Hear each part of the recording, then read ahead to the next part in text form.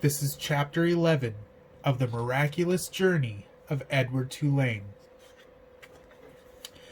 Edward ended up at the dump.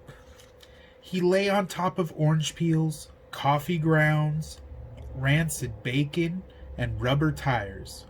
The first night he was at the top of the garbage heap, and so he was able to look up at the stars and find comfort in their light. In the morning, a short man came climbing through the trash and rubble. He stopped when he was standing on top of the highest pile. He put his hands under his armpits and flapped his elbows. The man crowed loudly. He shouted, "Who am I? I'm Ernest.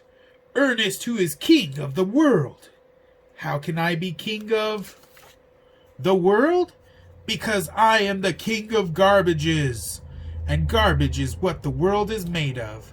Ha ha ha ha! Therefore, I am Ernest, Ernest who is king of the world." He crowed again.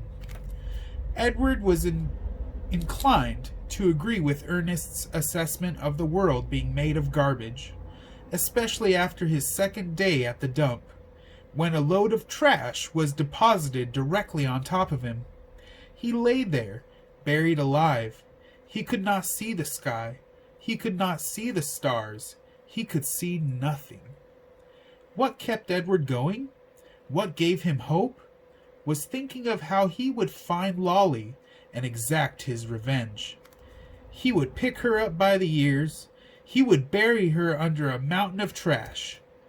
But after almost 40 days and nights had passed, the weight and the smell of the garbage above and below him clouded Edward's thoughts, and soon he gave up on thinking about revenge, and gave into despair. It was worse, much worse, than being buried at sea.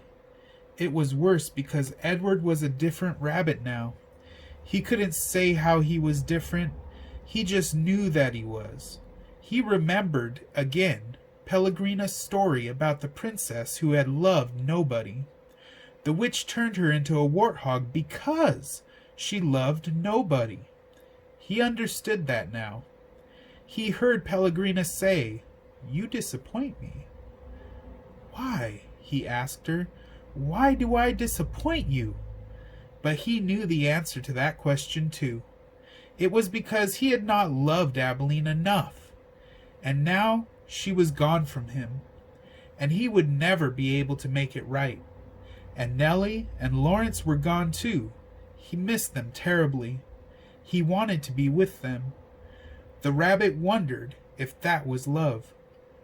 Day after day passed, and Edward was aware of the time passing only because every morning he could hear Ernest performing his dawn ritual, cackling and crowing about being king of the world. On his 180th day at the dump, salvation arrived for Edward in the most unusual form. The garbage around him shifted, and the rabbit heard the sniffing and panting of a dog. Then came the frenzied sound of digging. The garbage shifted again, and suddenly, miraculously, the beautiful buttery light of late afternoon shone on Edward's face.